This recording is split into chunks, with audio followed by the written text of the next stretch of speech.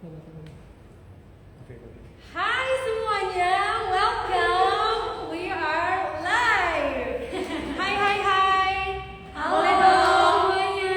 Selamat siang.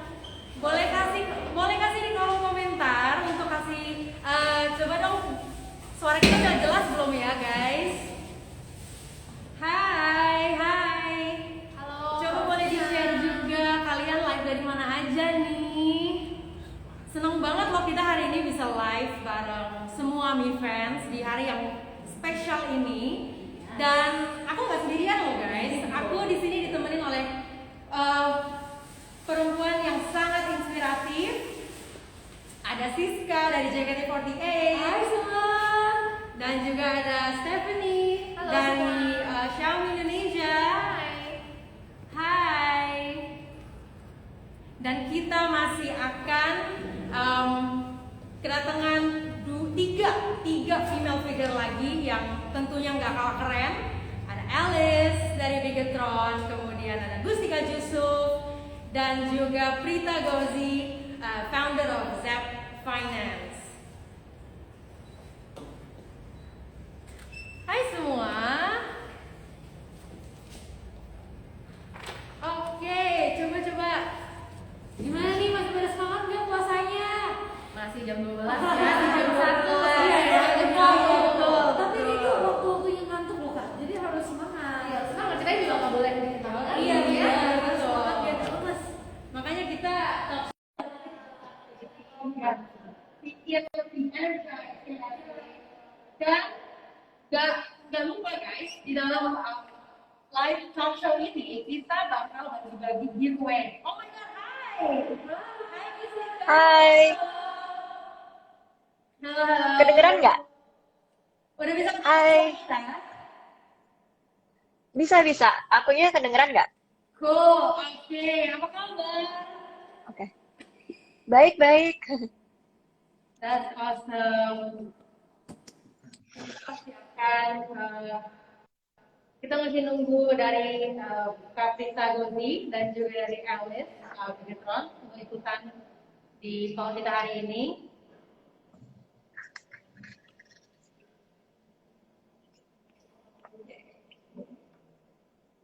Alright.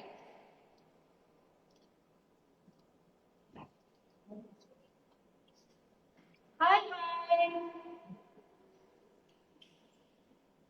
Ayo dong coba komen-komen, coba share pertanyaan apa yang pengen kalian tanyain sama kita hari ini.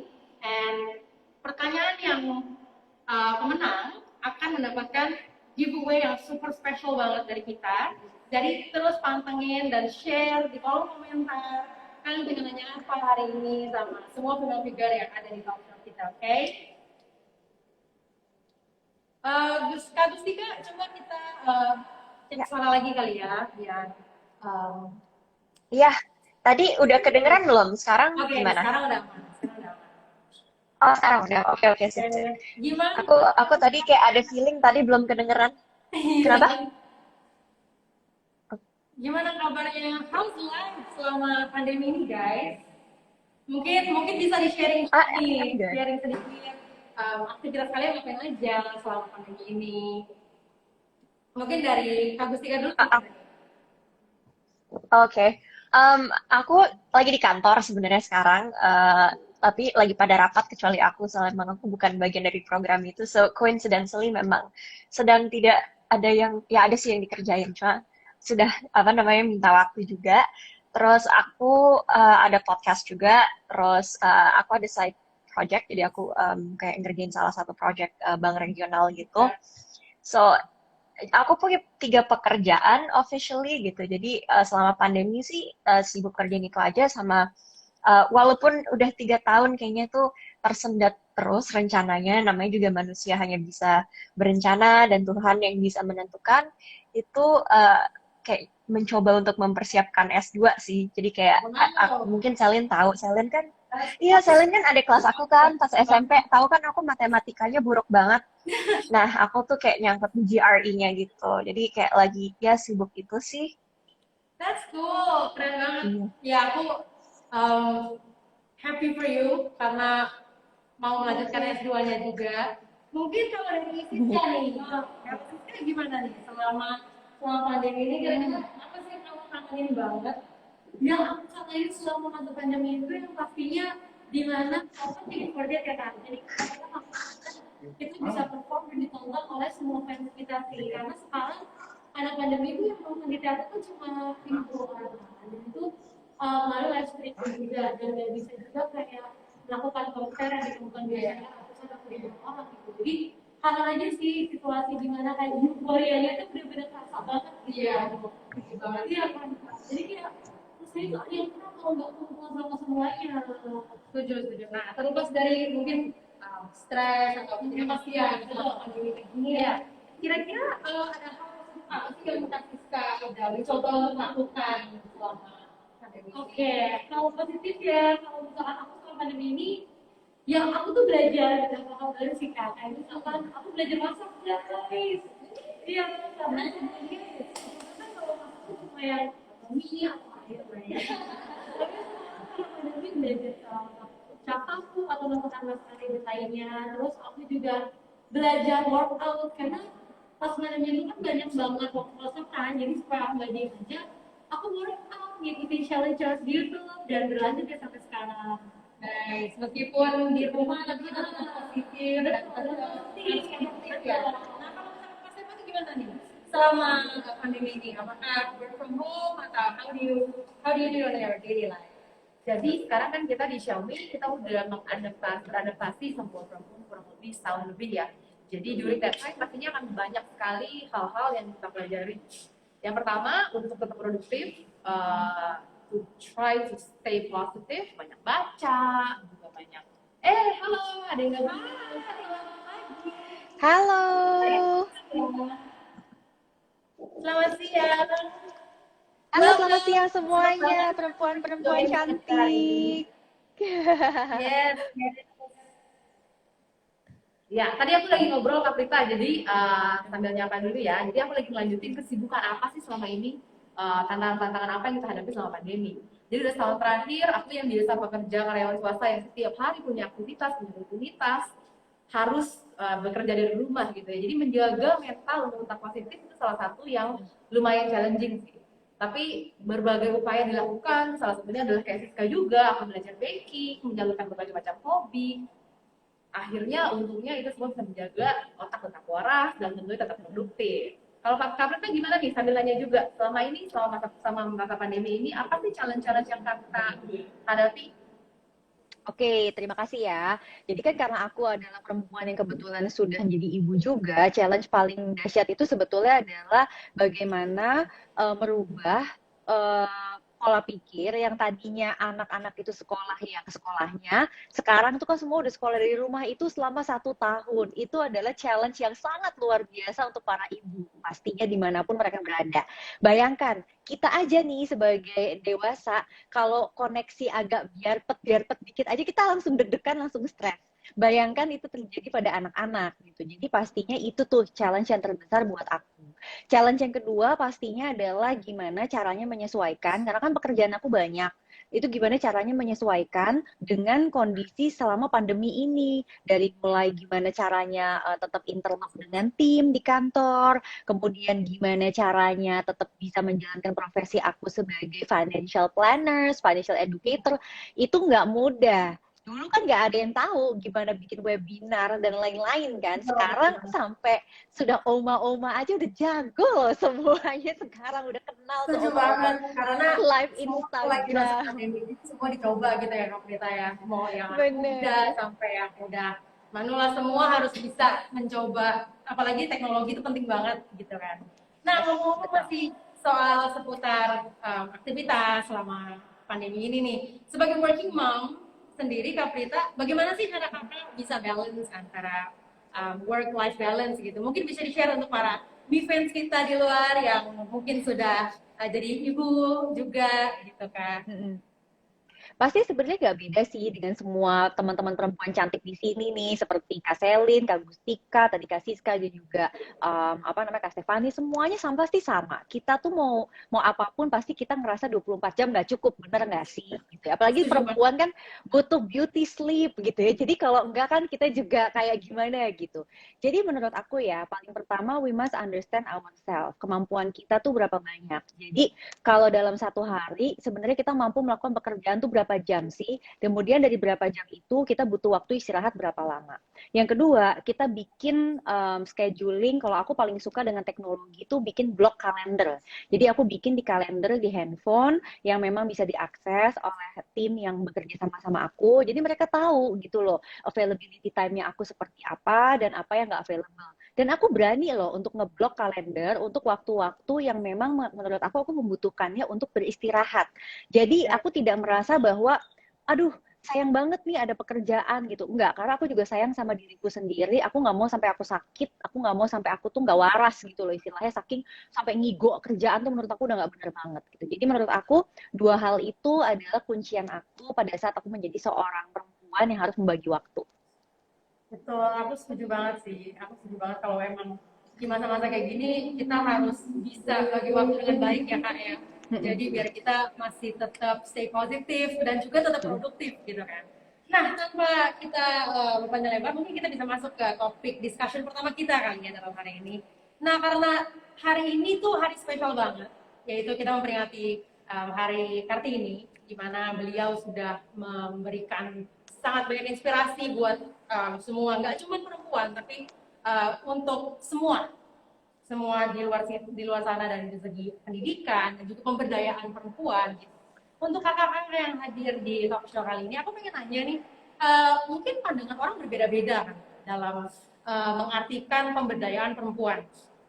Nah, kalau menurut kalian, perempuan yang berdaya itu tuh seperti apa sih? Mungkin bisa di-share dulu nih dari Kak Gustika. Oke, makasih Selin pertanyaannya. Menurut aku perempuan yang berdaya itu perempuan yang bisa mengakses hak-haknya gitu ya, dalam arti perempuan yang bisa memilih mereka menginginkan apa gitu. Jadi mungkin sekarang tuh ada sedikit dikotomi ya di era modern lah, kalau kata orang-orang era modern. Em, Misalnya perempuan tuh di rumah aja tuh nggak berdaya, atau misalnya perempuan kerja tuh kayaknya tuh itu yang harus dilakukan. Nggak juga gitu. Justru yang Kartini ingin perjuangkan gitu. Ini kembali lagi ke value-nya adalah akses tersebut gitu. Karena kan sebetulnya Kartini itu kan tidak dilarang sekolah saat itu karena dia bagian dari priai. Bahkan Kartini sempat mendapatkan beasiswa ke Belanda, tapi Kartini nggak mengambilnya gitu karena satu dan lain hal itu kalau diceritain panjang. Tapi dia melihat gitu, kok apa namanya teman-temannya yang perempuan juga yang dari kelas berbeda nggak bisa sekolah. Nah itu akses yang dia apa ya yang dia perjuangkan gitu untuk teman-teman perempuan. Dan menurut aku perempuan yang berdaya itu adalah kalau misalnya kita ngambil contohnya Kartini, perempuan berdaya adalah perempuan yang bisa memberdayakan perempuan lain juga. Tapi maksudnya dalam arti juga nggak harus large scale yang besar yang misalnya menjadi aktivis skala Kartini, cuma di kehidupan masing-masing aja gitu. Jadi sesimpel misalnya mengingatkan teman bahwa uh, apa namanya pilihan yang kita pilih itu seharusnya datang dari kita gitu sebagai perempuan, bukan karena paksaan yang datang dari luar gitu, bukan karena oh perempuan harusnya begini begini begini gitu.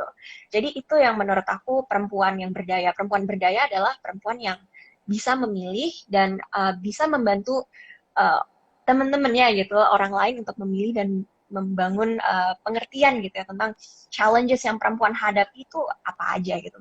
Sedikit panjang ya, maaf. Tapi itu Keren kayaknya. banget. Aku setuju sih. Aku setuju kalau perempuan yang berdaya itu nggak cuma memikirkan diri sendiri ya, tapi kita juga bisa memotivasi dan membangun sesama perempuan lainnya. Nah, aku penasaran nih dari segi leadership mungkin ya, untuk Kak Stefani sendiri nih, menurut kakak dari opini kakak apa sih seorang perempuan yang berdaya itu? Thank you Kalian. Jadi saya juga setuju sama yang tadi udah Gustika conclude ya. Jadi sebagai seorang wanita yang berdaya itu kita juga harus memiliki pilihan. Saat ini perempuan masa kini itu memang memiliki pilihan untuk menjadi dirinya sendiri. Jadi mimpi apapun itu besar ataupun kecil itu adalah sesuatu yang bisa dicapai. Semuanya thanks to dan jasanya Ibu Gita Kartini. Dan tentunya perempuan masa kini juga dihadapi dengan berbagai tantangan. Kita juga harus pandai beradaptasi dan tentunya selalu memikirkan untuk saling memberdayakan perempuan lain supaya impactnya semakin besar. Seperti itu. Thank you Kak Stefani, aku setuju banget dan itu benar banget sih. Ngomongin soal tantangan ya, pasti banyak banget tantangan untuk perempuan di luar sana. Dan kali ini ada Siska dari Jakarta Fortinet. Aku pengen nanya nih sama Siska, zaman sekarang gitu kan, gampang banget untuk orang bisa jadi anonymous atau anonim gitu ya, terutama di sosial media. Dan orang-orang yang anak-anak ini, kita tuh sering kali mungkin mereka bisa kasih komentar ya, mereka tanpa mereka sadari bisa menyakiti orang lain. Nah sebagai public figure sendiri nih Siska, bagaimana sih cara kamu bisa menghadapi dan mengatasi tantangan-tantangan seperti itu? Oke, jadi kalau kita tuh menjadi public figure itu kan nggak jauh-jauh pasti dari komentar netizen ya Kak. Dari komentar yang mungkin menjatuhkan atau kita menerima direct message yang gak semestinya kita terima, tapi kita tuh nggak bisa handle itu semua. Jadi kita tuh nggak bisa handle gimana orang itu berpindah ke sosial media, tapi kita bisa handle itu diri kita sendiri. Jadi ini juga aku masih belajar sih. Jadi gimana cara kita menjadikan kritik-kritik dari mereka tuh bukan sesuatu hal yang bisa bikin kita down, tapi hal yang malah bikin kita tuh makin semangat dan makin pengen bangkit untuk nunjukin siapa diri kita sebenarnya. Itu sih, karena mau kita lakukan apa itu baik ataupun buruk tuh pasti orang-orang tuh ada aja yang gak suka gitu. Jadi emang yang penting itu fokus on the good things. Jadi fokus sama yang dukung kita, sama komentar-komentar baik, emang orang-orang yang tulus dan sayang sama kita, karena selain itu membuat kita nggak stres juga ya. Jadi itu kan lebih merasa kalau oh enggak kok, itu tuh cuma segelintir orang yang berusaha jatuhin aku aja, tapi yang lainnya pada dukung aku kok gitu. Oke, aku setuju banget dari Kak Siska. Dan aku sendiri, dan mungkin gak cuma aku di sini, dan semua mungkin ya, kita masih dalam proses untuk kita bisa belajar bagaimana cara kita bisa membuang semua noise atau negatif komen dari luar situ, dan kita fokus sama diri kita sendiri dan apa yang udah kita achieve gitu kan sekarang. Nah, tadi udah dengar dari Siska, kemudian dari Kak Gustika dan juga dari Kak Stephanie. Aku pengen nanya sama Kak Prita nih sekarang. Masih seputar choices atau pilihan seorang perempuan gitu kan, terutama sebagai seorang working mom. Aku penasaran, aku pengen nanya, kadang-kadang ya Kak Prita, dan ini masih kerap kali stereotipnya banyak gitu di masyarakat, bahwa seorang perempuan itu tuh harus memilih dalam artian kita seolah-olah tidak bisa memiliki semuanya. Kadang masih ada yang bilang kalau misalkan kamu sebagai seorang ibu rumah tangga, kamu jangan memiliki karir karena nggak bisa balance antara kedua itu. Nah, untuk pandangan-pandangan seperti ini, menurut Kak Prita gimana? Kalau aku sih orang mau ngomong apa biarin aja gitu, karena yang tahu seperti apa tuh sebenarnya diri kita masing-masing. Aku sudah menjalankan profesi sebagai working mother itu sudah lebih dari sekian tahun lah ya. Jadi kalau kita mau terus-terusan ngikutin apa kata orang pasti nggak akan selesai. Jadi yang paling kita mesti ngerti adalah choices itu sebenarnya ada di tangan kita sendiri. Yang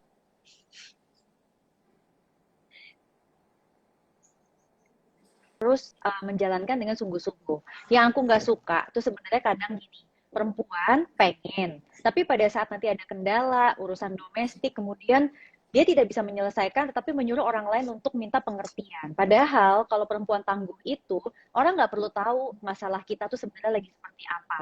Kita mau lagi patah hati, kita mau lagi pusing, kita mau di rumah lagi seperti apa, orang luar nggak perlu tahu. Yang orang luar perlu tahu adalah we are here, kita committed, kita profesional, kita menjalankan dan mendeliver apapun yang kita kasih.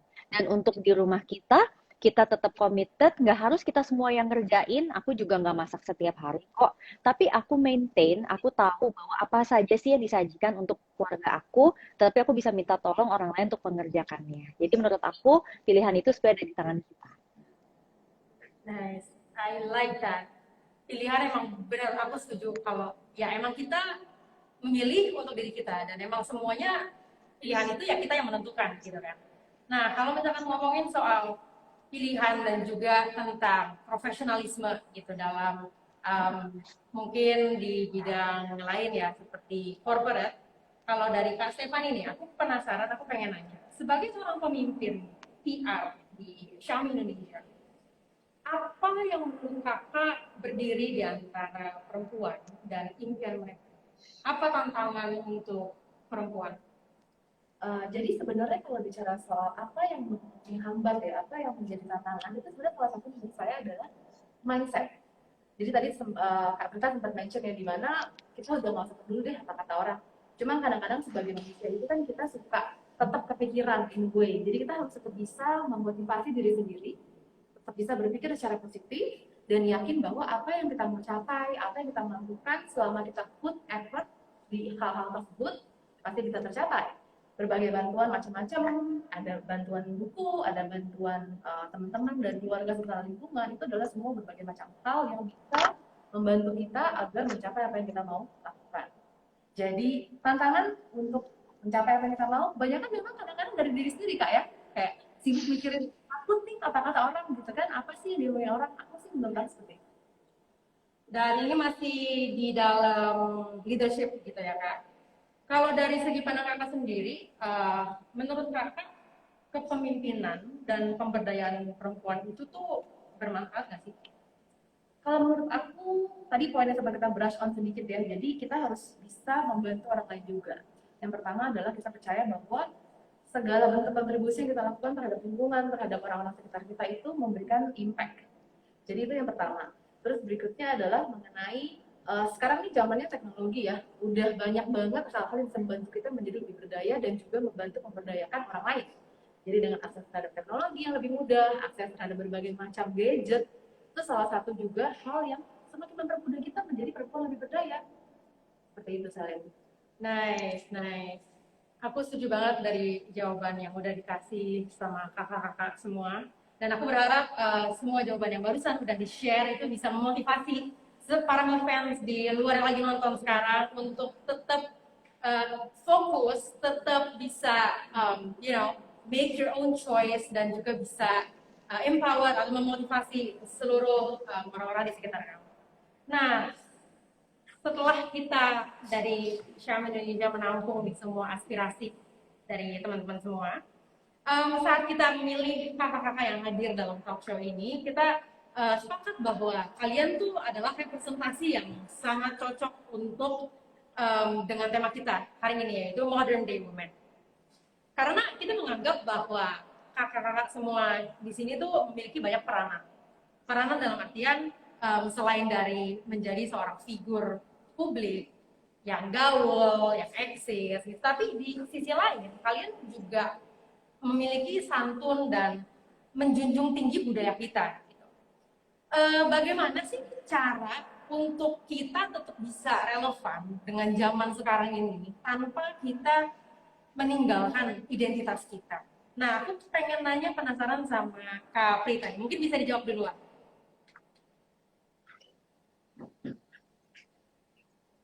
Dari bahwa hari ini adalah hari Kartini, aku tuh suka banget tuh untuk balik lagi melihat quotes-quotes beliau gitu.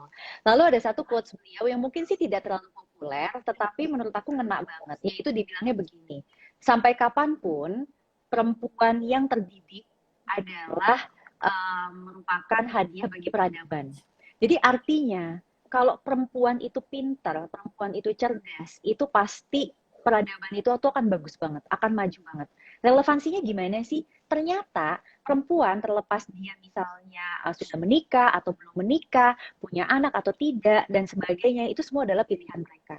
Tetapi perempuan itu rupanya bisa berkontribusi banyak hal bagi sebuah generasi. Jadi peradaban itu akan bagus banget kalau perempuannya terdidik. Nah, menurut aku, modern women itu sebenarnya mewakili hal-hal tersebut. Gimana sih perempuan tetap mau untuk mengupgrade dirinya dia, nggak mengecilkan arti diri dia sendiri. Sampai misalnya karena aku udah menikah ya, aku tuh sering banget denger, aku kan cuma ibu rumah tangga atau enggak aku cuma ibu-ibu di rumah. Itu kita kayak ngecilin arti kita.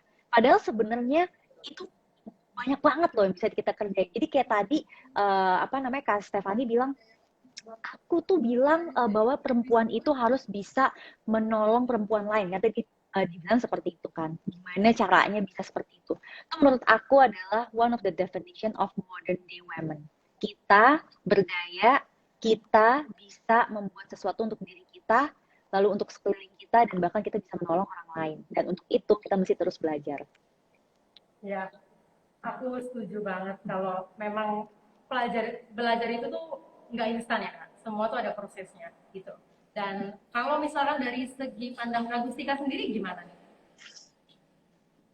Aku setuju banget sih apa yang Kak Prita bilang tadi ketika misalnya orang mengecilkan aku kan cuma ibu rumah tangga dan ini mengingatkan aku ya kepada ibuku sendiri yang sebetulnya she was a apa namanya istilahnya housewife ya dia dulu ibu rumah tangga lalu bekerja gitu tapi ibuku tuh melakukan dua-duanya gitu jadi memang uh, and she was a single mother juga pada akhirnya jadi mulai SMP gitu jadi sebetulnya pilihan-pilihan itu tuh ada dan gak harus milih salah satu gitu.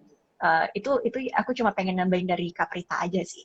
Tapi kalau misalnya kembali gitu ya Selin ke tradisi yang kamu bilang, menurut aku yang penting tuh bukan misalnya apa ya tiap hari Kartini pakai kebaya atau gimana tapi lebih ke values-nya daripada kayak celebratory-nya daripada kayak simbolismenya jadi values itu sendiri yang menurut aku tuh harus dihidupi gitu jadi misalnya apa yang membuat kita apa ya Indonesia gitu istilahnya ya karena kita belajar gitu tentang values atau nilai-nilai yang memang didorong dan dianut oleh orang-orang yang membentuk bangsa ini gitu tuh itu salah satu contohnya tapi juga bukan berarti kita harus mencontoh kayak apa ya uh, plek-plekan gitu jadi misalnya uh, apa ya ada satu orang yang sukanya baca gitu kita harus baca jadi kayak kutu buku juga gitu mungkin kita bisa ambil gitu apa namanya ya nggak harus kayak mencontoh hobinya cuma nilai tersebut kenapa dia membaca mungkin dia membaca itu karena memang ingin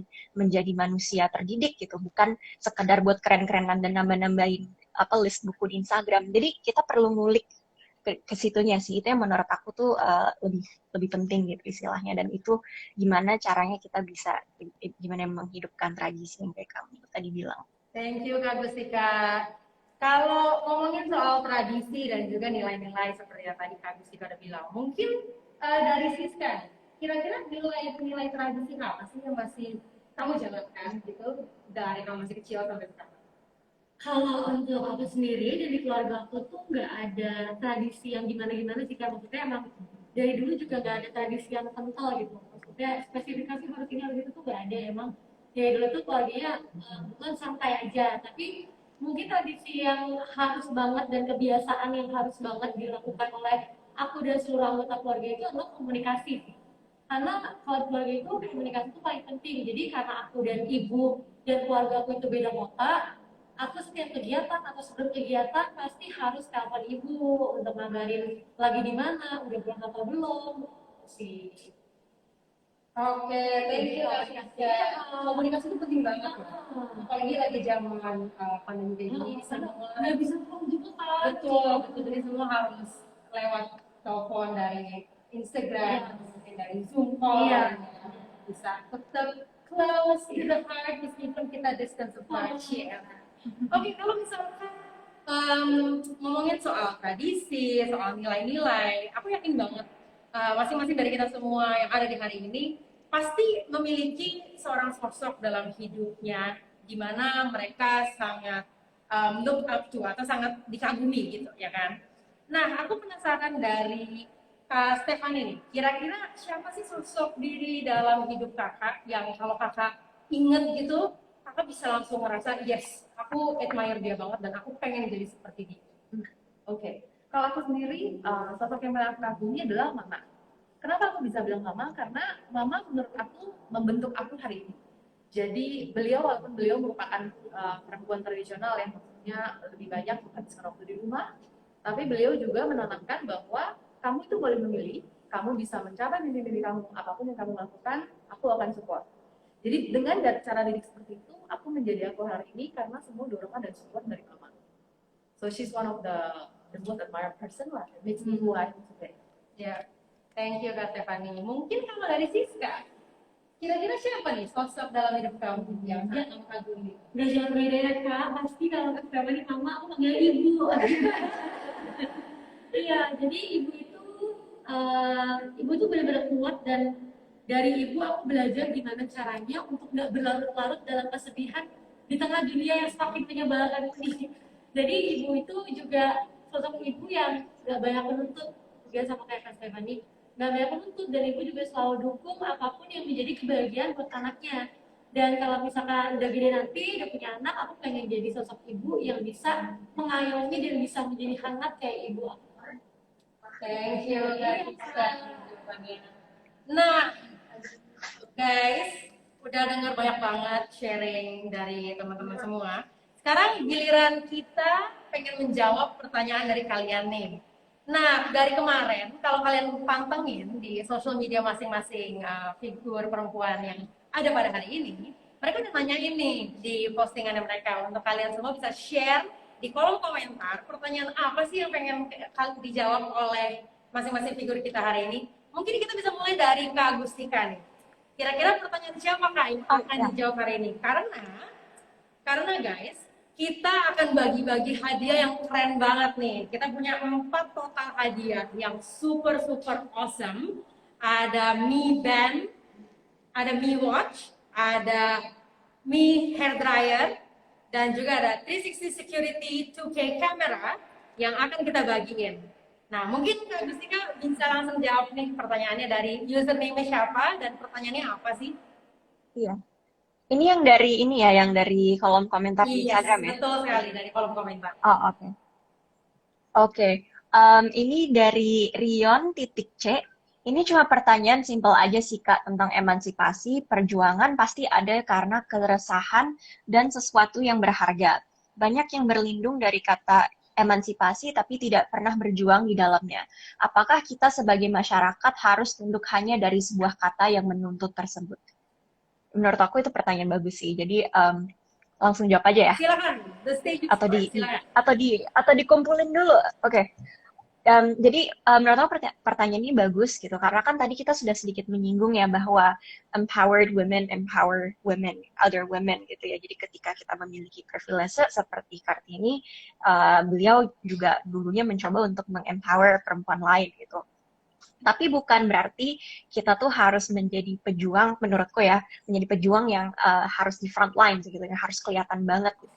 Sebetulnya misalnya berjuang gitu ya, misalnya ibuku gitu, tadi kan sempat membicarakan figur-figur penting gitu. Ibuku itu berjuang mungkin bukan sebagai aktivis perempuan yang kelihatan di luar sana gitu, tapi beliau menurunkan perjuangannya secara individu ya sebagai perempuan, menurunkan nilai-nilai yang aku sebagai anak perempuan juga bisa contoh dan aku jadi mengerti gitu. Tantangannya tuh sebagai perempuan tuh gimana aja. Kan ada istilah glass ceiling ya. Glass ceiling tuh kalau di feminisme tuh istilahnya seperti ibaratnya tuh ada langit-langit yang terbuat dari kaca gitu. Jadi kelihatannya tuh oh di situ kita bisa mencapai posisi itu gitu. Tapi sebetulnya kita terhalang dengan sesuatu yang nggak kelihatan tapi ada gitu. Jadi itu yang salah satu ini ya yang perlu dimengerti juga. Dan apakah kita sebagai masyarakat harus tunduk hanya dari sebuah kata yang menuntut tersebut? Ini complicated ya. Aku jujur kurang ngerti di apa namanya bagian akhir ini. Cuma interpretasi aku adalah apakah emansipasi seperti yang digambarkan sekarang itu sudah selesai gitu. Dan menurut aku enggak gitu karena kan zaman terus berkembang. Ini kan Xiaomi itu kan teknologi ya fokusnya gitu, perusahaan teknologi gitu. Sekarang tuh masih banyak banget kan orang ngomongin women in tech, where are the women, segala macam. Itu masih menjadi sebuah pertanyaan gitu. Jadi apakah karena misalnya kita secara legal gitu sudah diperbolehkan kerja atau sekolah, kita harus puas akan itu? Enggak gitu. Justru kita harus melihat glass ceiling tersebut. Dan itu kayaknya itu pertanyaan yang aku pilih. Cuma ada satu lagi, Selin, kalau boleh, pertanyaan yang menurut aku juga bagus dan nyambung ke situ. Cuma dia nggak usah dikasih apa-apa. Dia kata cuma mau salam sama Siska doang dari teman aku, Rana. Untuk siapa nih Kak? Namanya username? Iya.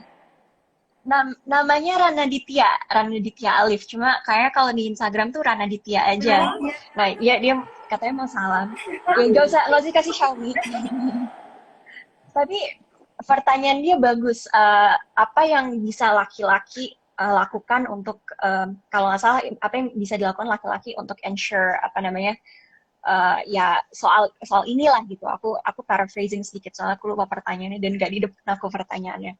Tapi ini aku cuma ingin jawab kalau laki-laki tuh cukup mengerti juga apa yang apa yang menjadi tantangan perempuan gitu. Kadang kan sudah ada resistensi gitu dari awal. Apaan sih perempuan maunya special treatment apa segala macam gini-gini gitu-gitu.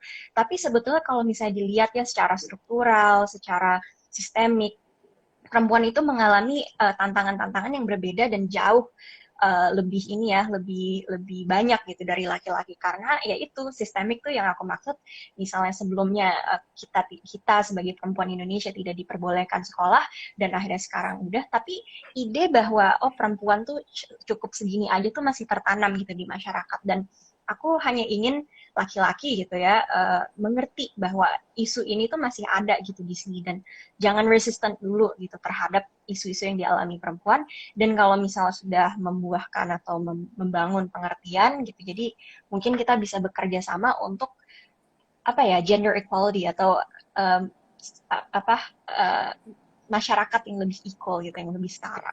Thank you Kak Gustika, dan congratulations loh udah dijawab sama Kak Gustika. Dan buat semua para fans cowok di luar situ, nah kalian harus dengerin banget. Yang penting adalah mengerti guys, mengerti sama apa sih kemauan perempuan. Sebenarnya yang kita mau tuh simple banget loh, gitu. Nah kalau misalkan dari Kak Prita nih, mungkin bisa dijawab pertanyaannya yang udah dipilih. Bisa disebutkan juga username dari yang menanyakan. Ya, aku pertama terima kasih banget untuk semua teman Prita yang udah bertanya di kolom komentar. Nah, ada satu yang menurut aku tuh juga mungkin bisa bermanfaat tuh kita obrolin hari ini, dari Fiska_Aswarnis.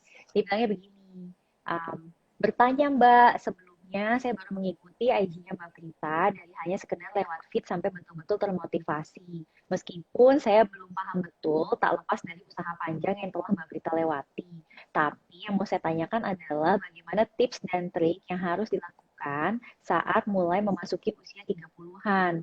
Padahal finansial belum matang dan masih banyak mimpi yang mau diwujudkan untuk ayah dan ibuku, katanya gitu. Aku masih single, Mbak, dia bilang. Boleh nggak cerita gimana ya caranya? Menurut aku tuh menyentuh banget ya, dan aku tuh sangat mendapati perempuan itu banyak yang insecure pada saat memasuki 30. Aku jadi ingat waktu aku dulu masukin 30 tuh kayak gimana ya, takut banget, kayak it's like the big 3-0 tuh, kayak waduh kalau aku belum mencapai sesuatu tuh memasuki 30 tahun tuh rasanya kayak kurang banget gitu. Itu banyak banget yang ngalamin insecurity kayak begitu. Salah satunya adalah checklist tentang finansial. Menurut aku, perempuan di usia berapapun memasuki usia 30, nomor satu yang perlu banget dia lakukan adalah dia mesti merasa berbangga hati dengan apapun yang dia miliki hari itu. Karena perempuan itu sudah bisa mendapatkan kesempatan aja, itu udah bagus banget. Yang kedua, dia tuh mesti memang dibantu dengan financial planning. Karena perempuan tuh kan pikirannya banyak ya, overthinking, kadang-kadang cemas gitu ya, apa bagaimana dengan masa depan. Ya memang masa depan itu nggak ada yang bisa memperkirakan, yang ada kita bisa jalani dan persiapkan. Dan menurut aku, teknologi seperti yang dilakukan oleh Xiaomi ini akan sangat membantu perempuan dalam mengolah keuangannya saat ini. Bayangkan kalau nggak ada teknologi ya, kita tuh sekarang udah susah banget. Zaman dulu orang nulis, nyatet, pakai amplop gitu, aduh tuh kuno banget. Zaman sekarang, kita tuh udah nyatet-nyatet semua, udah dari mana? Apps financial. Udah transfer-transfer dari mobile banking. Nggak usah repot-repot, tinggal di-download, mutasinya ketahuan. Kita sebenarnya transfer kemana aja. Kemudian kita bisa sekarang transaksi untuk investing dan lain-lain semua hanya dari genggaman saja. Jadi smartphone ini benar-benar bisa bikin perempuan tuh jadi smart secara financial. Dia bisa literate, dia belajar tentang keuangan, dan dia bisa melakukannya. Dia inklusi tentang keuangan. Jadi menurut aku, perempuan di usia 30 tahun, don't compare yourself with others. The sun and the moon cannot be compared. They will shine when there's time. Artinya, nggak bisa membandingkan matahari dan bulan. Mereka tuh akan bersinar pada waktunya. Jadi perempuan, mau sama-sama usia 30, gak usah saling banding-banding deh. Tiap orang itu spesial, tiap orang itu akan punya pencapaiannya masing-masing. Kalian boleh misalnya sangat adore dengan Kak Gustika, Kak Siska, Kak Stefani, dan bahkan mungkin Kak Selin, tetapi kalian semua juga memiliki kebisaan masing-masing. So, no more insecurities memasuki 30 tahun. Gitu ya. Wow, benar-benar memotivasi banget dan aku agree kalau kita tuh ya emang nggak boleh membandingi karena kalau kita terus-terusan membandingi nggak akan pernah puas, nggak akan ada habisnya gitu kan. Tadi Kak itu sempat nyinggung soal Zap Finance gitu. Aku penasaran nih dari mungkin bisa ceritakan sedikit apa yang membuat Kakak bisa bergerak di dalam industri finance atau Zap Finance ini sendiri. Ini idenya tuh datangnya dari mana? Apa yang membuat Kakak goes left when everybody went right? Oke. Jadi memang aku tuh perlu bersyukur ya dari orang tua aku gitu karena mereka memang yang membawa aku ke dalam pendidikan. Jadi mereka tuh sangat sadar bahwa perempuan itu perlu pendidikan. Jadi aku memang sekolahnya tuh dari dulu memang tentang accounting dan terakhir aku kenal financial planning saat sekolah di Melbourne. Jadi itu tuh aku sadar bahwa ih orang-orang di sana kok melek finansial banget ya gitu dan mereka ngelihat orang Indonesia ya gonta-ganti handphone tuh pada ketawa gitu semuanya kayak kamu katanya negaranya tuh masih berkembang, masih susah kok bolak-balik gonta-ganti gitu-gitu segala macam lah istilahnya tuh kayak gitu ya. Jadi pada saat masih jadi pelajar yang masih mengandalkan uang orang tua, kok bisa sih istilahnya katanya tuh kayak lavish banget gitu hidupnya. Nah, di situ aku apa ya kayak tertampar lah gitu. Wah, gitu banget ya. Berarti sebetulnya harusnya tuh meskipun kita dapat apa dari orang tua tuh nggak bisa sembarangan kayak gitu ya, karena ternyata itu menjadi dasar lah. Nah, di situ aku jadi kayak semacam triggering bahwa kalau dari awal, dari sejak kita remaja nih, kita nggak terbiasa dengan mengelola keuangan, ya nanti pada saat kita benar-benar terima duit, terima gaji, kita kaget lah. Kita bakal kayak kagok banget gitu loh pada saat itu kan kayak rasanya kaya raya banget. Terus kita merasa kayak kita apa ya entitled untuk boleh beli segala macam padahal harusnya kita bisa atur itu sih sebenarnya mendasari aku pada saat itu akhirnya oke lah this is the profession that I choose aku kebetulan memang orangnya suka banget ngajar aku suka banget financial ya udah aku masuk di situ. Wow, dan aku emang harus setuju banget karena apalagi zaman sekarang gitu untuk milenial, kita tuh butuh banget bisa diajarin gimana caranya bisa memiliki finance planning yang kuat gitu. Kalau enggak godaannya banyak banget ya nggak sih? Kalau Betul. ngomongin soal passion dan juga career gitu ya. Kalau dari Kak Siska nih, aku pengen nanya sedikit gitu kan. Kalau ngomongin soal mencapai sebuah tujuan atau cita-cita, itu kan pasti nggak instan ya. Semua juga harus ada prosesnya gitu. Undungnya aja harus dapat dulu ya. Kalau nggak bisa langsung Milisan ya. instan. Irem banget sih. Nah, gimana sih? Aku mau nanya prosesnya nih. Atau pengorbanan apa sih yang Francisca ini harus ambil? Jadi kalau aku mungkin jalan karir itu kan menjadi member JKT48 ya. Jadi aku bergerak di bidang entertain, aku jadi entertainer. Nah, hal-hal yang aku korbankan itu yang pasti pendidikan itu udah pasti ya. Karena kalau untuk aku sendiri, aku waktu pas SMP itu sedikit susah bagi waktu untuk JKT48 dan pendidikan. Jadi aku waktu itu homeschooling pas SMA. Terus untuk menjadi dengan diri aku yang sekarang, aku juga mengorbankan masa muda aku udah main sama teman-teman mungkin misalkan teman-teman aku nih udah punya game dia pergi kemana keluar kota aku nggak bisa karena aku harus latihan aku harus teater aku harus siapin ini siapin itu jadi tapi selain aku mengorbankan hal itu aku juga merasa kalau yang aku korbankan itu sangat worth it dengan apa yang aku dapat sih maksudnya oh aku punya pendukung yang mendukung aku dengan tulus aku punya pengalaman yang mungkin nggak semua orang bisa dapat aku bisa kenal sama orang yang lebih profesional di bidang entertain jadi tetap berjuang dan bersyukur sih Kak, dalam mencapai tujuan. Nice, thank you so much, Kak. Nah, kalau misalkan kita masih ngomongin soal passion dan juga mencapai kesuksesan, gitu kan. Kalau menurut Kak Stefan sendiri, apa sih arti dari sebuah kesuksesan itu? Sukses ya tadi sempat Kak Prita nggak mention Mustika juga nggak mention di mana ya sebenarnya versi sukses versi kita itu beda-beda ya setiap orang tuh pencapaiannya beda-beda dan kita juga nggak perlu membandingkan saya kamu dan lain-lain kalau menurut aku sendiri selama kamu proud atas apa yang kamu lakukan kamu bangga kamu senang itu paling penting apa sama apa yang kamu lakukan dalam hidup itu udah suatu pencapaian tidak mudah puas lihat ke atas, lihat ke bawah, tahu porsi kamu sebagai perempuan, tahu juga apa yang kontribusi kamu berikan, itu adalah bentuk kesuksesan yang luar biasa sih menurut saya. Thank you Kak Stefani. Dan mungkin sebelum kita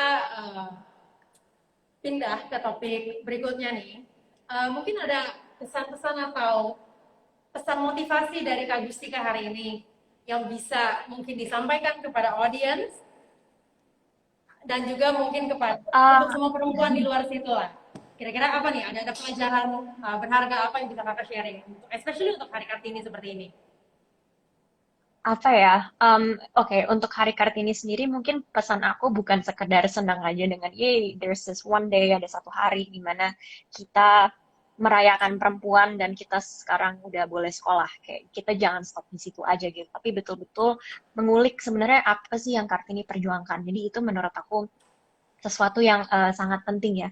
Dan juga mengulik sejarah dari Hari Kartini itu sendiri, kenapa kita pakai kebaya tiap tahun, dan kenapa perempuan itu suka dituntut untuk menjadi halus, dan ada kayak ibaratnya tuh ide tersendiri gitu. Itu emang sesuatu yang dibalik Hari Kartini ini. That's why I have a love-hate relationship dengan hari ini. Dan maksudnya I love it karena apa namanya, setidaknya ada satu hari yang memang apa namanya meng-highlight kenapa perempuan itu penting, tapi di sisi lain sebetulnya sudah ada upaya yang apa ya, memframing perempuan tuh harusnya seperti apa. Padahal nih mungkin kalau misalnya kalian lihat Twitter aku atau gimana, header aku tuh udah lama nggak pernah ganti. Well-behaved women seldom make history. Jadi perempuan yang well-behaved atau apa sih yang nurut-nurut aja mungkin nggak akan selalu masuk sejarah. Dan itu salah satu contohnya adalah Kartini. Jadi you don't have to behave. Kita bisa jadi diri kita sendiri dan kita juga bisa menorehkan sejarah dengan cara kita masing-masing. Nggak harus ngikutin orang gitu, dan nggak harus dengan gerakan-gerakan besar, tapi cukup menjadi diri sendiri dan memegang values yang baik gitu untuk masyarakat halayak umum gitu. Jadi bukan memikirkan diri sendiri aja gitu. Dan ya tahu batas ya, the classic lah, pasti teman-teman di sini juga udah pada tahu gitu. Yang aku inginkan sih mungkin setelah kita move on dari IG Live ini, kita semua bisa refleksi dan memikirkan nilai-nilai Kartini itu seperti apa. Itu aja sih yang aku inginkan gitu. Dan bagaimana kita bisa incorporate itu ke dalam kehidupan kita masing-masing dan menjadi perempuan yang lebih baik. Dan nggak harus jadi Kartini modern, aku nggak pengen jadi Kartini, tapi bagaimana kita bisa berdiri di samping Kartini sebagai perempuan Indonesia yang juga apa ya, patut dihormati gitulah. Thank you so much Jessica, sangat memotivasi banget Iya. untuk semua yang nonton hari ini bahwa kita harus bisa bagaimana caranya kita berdiri di samping Kartini dan menjadi seseorang yang memiliki visi ke depannya gitu kan.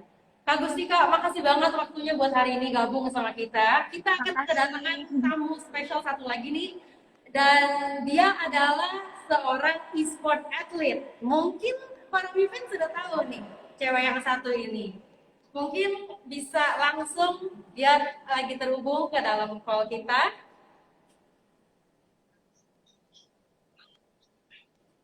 Dan oke, sambil nunggu nih ya, mungkin kita akan lempar pertanyaan lagi untuk audience yang udah nanya ini kemarin. Mungkin kali ini untuk Siska nih pertanyaannya. Kalau misalkan Siska, boleh dijawab pertanyaan terbaik yang udah kamu pilih. Mungkin share juga username-nya. Ya, jadi yang aku pilih pertanyaannya ada dari username c.karis gitu deh. Pertanyaannya adalah, what do you think about self love? Tuh. Nah, kalau menurut aku self love itu yang pertama tuh di saat kita menerima kekurangan diri kita sendiri.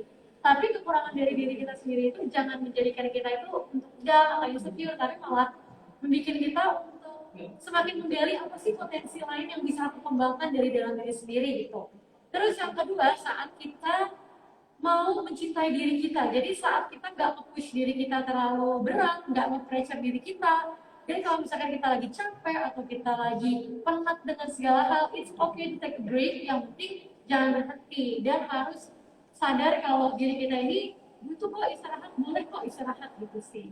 Jadi nggak terlalu harus produktif tiap hari gitu. Kadang kan orang kan selalu mikir, oh pandemi kayak gini aku harus produktif terus tiap hari, bahkan itu bisa bikin jadi beban buat beberapa orang yang mungkin dia terbiasa untuk produktif. Jadi kalau dari aku sendiri sih nggak apa-apa kok kalau nggak produktif, maksudnya nggak apa-apa kok nggak harus untuk jadi produktif tiap hari gitu. Yang penting ya harus berkembang aja gitu, karena kan iya benar Kak, karena kalau misalnya produktif itu kan nggak harus ditunjukin ke orang lain kan.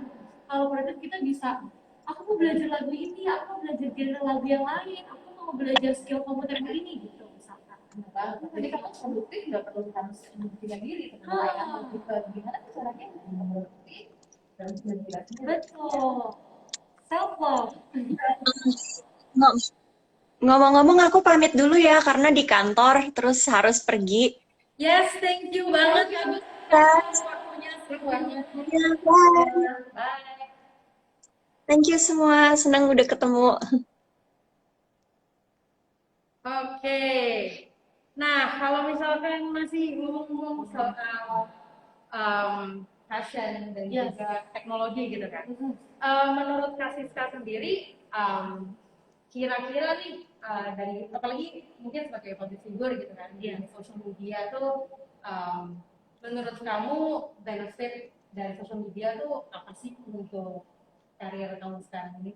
Wah, kalau misalkan ngomongin benefit itu pasti tak terhingga ya, karena sekarang tuh poros dunia ini adalah sosial media. Apalagi untuk seorang entertainer, sosial media itu merupakan media, apa ya, merupakan sarana yang paling penting untuk mempromosikan diri kita sendiri.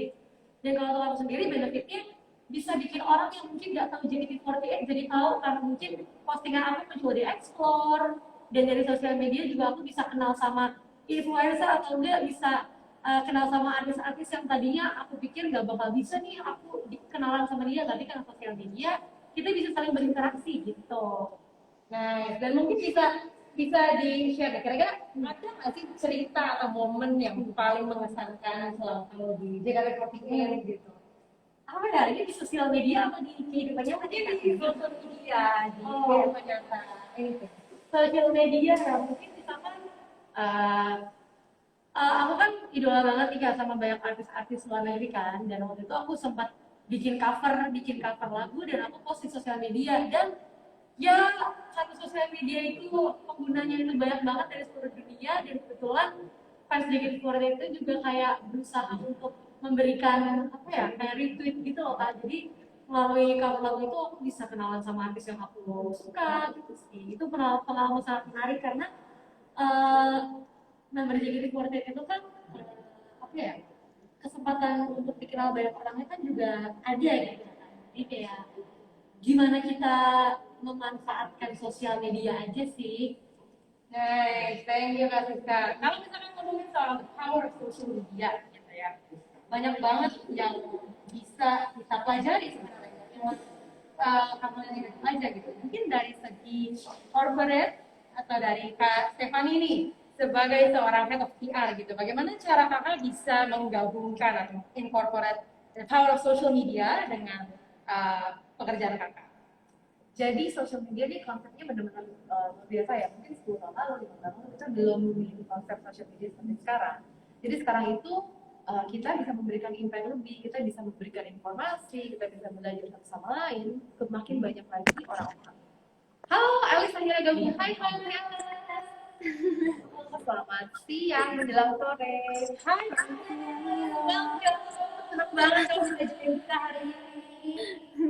Nah, tadi kita lagi ngobrol-ngobrol nih soal fashion, soal social media, dan juga teknologi gitu ya. Kalau tadi Kak Stefani udah ngobrolin bagaimana cara dia bisa menggabungkan kekuatan dari social media dan juga dalam pekerjaannya dia gitu. Mungkin aku pengen nanya nih sama Alice. Alice kan sebagai e-sport pro player. Mungkin bisa nih diceritain sama yang nonton hari ini. Kira-kira tuh saat Alice mengawali karir di dalam dunia e-sport, apa sih idenya datang dari mana gitu? Dan bagaimana social media bisa membantu Alice untuk menjadi Alice yang sekarang? Nah ya, Alice pertama waktu mau masuk e-sport tuh sebenarnya nggak ada plan sama sekali ya. Sebenarnya itu kayak cuman iseng-iseng aja, karena di saat itu tahun 2019 tuh Alice lagi suka banget sama game PUBG kan di situ. Nah, terus di situ sosial media membantu banget karena di saat Alice penasaran sama e-sport yang ada, Alice coba kayak stalking, terus akhirnya dari situ Alice coba stalking di Getron e-sport. Nah, dari situ Alice coba tanya apakah mereka ada open recruitment buat tim, buat klub gitu, jadi Alice bisa join. Nah, terus ternyata dari situ karena Alice upload highlight Alice main PUBG di Instagram, jadi ternyata mereka notice, dan dari situ mungkin Alice dapat peluang untuk bisa masuk ke karir sebagai gamers ini. Wow, keren banget. Dan itu semua di Alice melalui semuanya dari social media ya. Ya, Tapi aku juga pengen Ih, nanya. keren banget ya tadi dengan ceritanya Alice. Ya ampun, Kak Selin, aku juga ngeliatnya ya ampun, ini perempuan hebat banget ya bisa masuk ke e-sports gaming. Salam kenal juga. Untuk semuanya, thank you so much ya udah sharing-sharing gitu. Pastinya nanti cerita dari Alice lebih banyak lagi nih yang bisa menginspirasi para perempuan di sini. Aku pamit dulu ya. Semoga hari ini bisa sehat buat semuanya. Thank you Kak Prita untuk waktunya. Makasih banyak. Dah.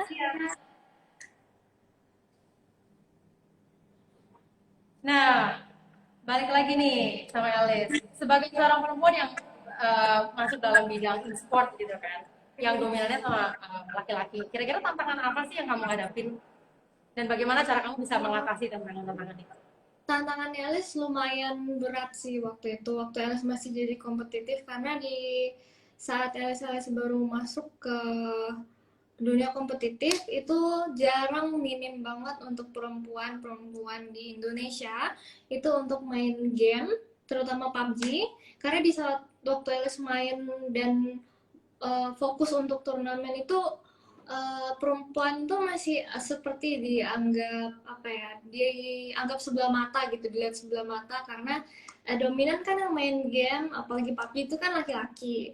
Jadi Alice di situ harus sabar, pantang menyerah, tetap semangat buat latihan, dan akhirnya Alice puji Tuhan bisa dapat juara waktu tahun 2019 di PINC Ladies.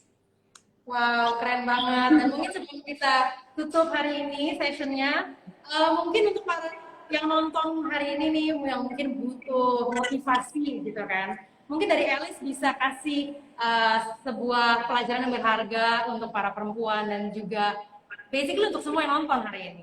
Kira-kira apa dari Alice?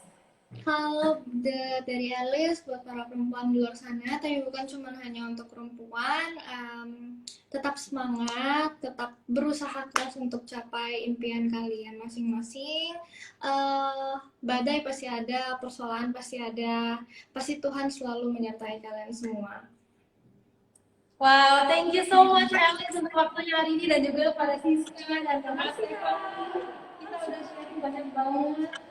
Dan guys, kita punya kesenangan gak cuma berhenti di talk show ini aja, tapi stay tune terus di channel kita, karena di sore ini akan ada surprise menanti kalian di Xiaomi Indonesia, dan pastinya kita bakal bagi-bagiin hadiah yang jauh lebih spektakuler lagi di dalam momentum Ramadan ini. So, aku dengan Selin, wow, ternyata kita masih akan ada satu tambahan pertanyaan nih, satu pertanyaan yang bisa dijawab dari Alice. Kemarin Alice sempat udah posting ya di sosial medianya, dan juga udah nanyain kepada audiens kamu nih untuk apa sih yang pengen ditanya sama Alice dalam talk show hari ini. Dan karena ini adalah pertanyaan terakhir nih, kita akan bundling hadiahnya dengan satu special hadiah tambahan, yaitu magazine. Kenapa hadiah itu special banget guys? Karena ini tuh ada special content dari Xiaomi Indonesia. Wow. Oke, untuk pemenangnya coba Alice bisa sebutkan username-nya dan juga pertanyaan dari dia apa. The stage is yours, Alice, akan dijawab. Ini dari Fanny Lau FL. Dia tanya, menurut Elis, bagaimana perjuangan kaum Kartini, maksudnya wanita, khususnya dalam bidang gaming di era modern globalisasi ini? Apakah ada perbedaan dengan zaman Kartini dahulu kala? Lalu siapakah Kartini bagi Elis? Nah, Elis jawab untuk pertanyaan yang pertama ya, karena dia ada tanya dua pertanyaan. Yang pertama ini perjuangan wanita di bidang game zaman dulu sama sekarang itu sedikit lebih beda sih menurut Elis, karena waktu zaman dulu seperti yang Elis bilang tadi itu belum terlalu banyak wanita yang main game, termasuk game PUBG ya. Nah, di saat itu mungkin perjuangannya lebih gigih lagi untuk membuktikan bahwa wanita-wanita itu bisa, seperti Elis membuktikan bahwa perempuan juga bisa juara, bisa untuk lawan laki-laki di game juga dan bisa menang seperti itu. Nah, kalau untuk sekarang itu Elis lihat dari perkembangan zaman tuh perempuan-perempuan semakin banyak yang suka sama game. Seperti konten-konten di sosial media itu udah banyak banget kayak cewek-cewek main game di-upload gitu-gitu kan. Nah, menurut Elis kayak lebih mudah sekarang enggak. Terus ke pertanyaan kedua, lalu siapakah Kartini bagi Elis? Kalau menurut Elis, Kartini Elis itu adalah mamanya Elis sendiri. Karena kenapa? Karena kalau ada apa-apa pasti mama yang selalu nasihatin, mama yang selalu kasih tahu Elis harus seperti apa. Dan Elis pun seperti sekarang pasti mencontoh dari didikannya mama. Thank you Alice untuk jawabannya dan congratulations lagi untuk para pemenang hari ini yang udah pertanyaan berhasil dijawab sama semua figur perempuan yang udah hadir di talk show kita. Dan aku harus pamit undur diri dulu dan juga terima kasih banget untuk semua yang udah nonton hari ini dan udah meluangkan waktunya. Oh, dan satu lagi guys, sebelum kita close, kita punya surprise dari Siska.